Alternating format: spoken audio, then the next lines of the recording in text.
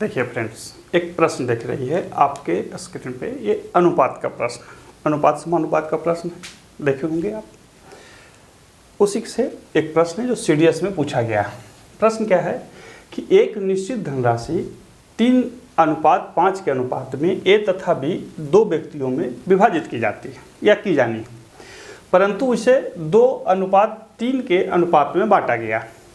इस प्रकार से बी को 10 रुपये की हानि हो गई। राशि क्या है? प्रश्न को समझिए। एक निश्चित राशि थी जिसे ए और बी में कुछ अनुपात में बांटना था, परंतु उस अनुपात में न बांट के किसी अन्य अनुपात में बांट दिया गया और इस प्रकार से एक व्यक्ति को कुछ हानि हो गई। राशि क्या थी? अब इस तरह के प्रश्नों को बनाने के लिए क्या करें? बहुत लोग बहुत तरह के चीज़ों को अप्लाई करने लगते हैं इधर उधर। देखिए, मैथ बहुत ईजी रहता है, बशर्ते आप उसे ईजी ही बनाएं। तरह तरह के आडंबरों और क्या कहते हैं त्रुटिपूर्ण विधियों को अपनाने से कोई फायदा नहीं है। जो सिंपल है हम उसे उसी तरीके से बनाते हैं। देखिए,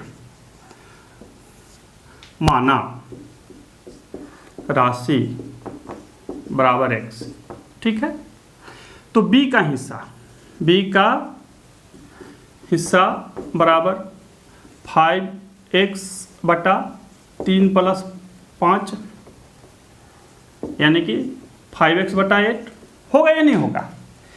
a का हिस्सा 3 तो b का हिस्सा 5 तो निकाल दिए।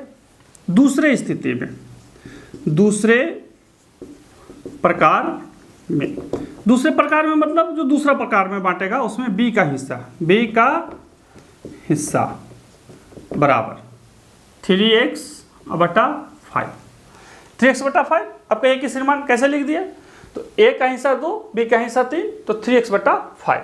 अब क्या कहता है? लिख देंगे प्रश्न से क्या होगा?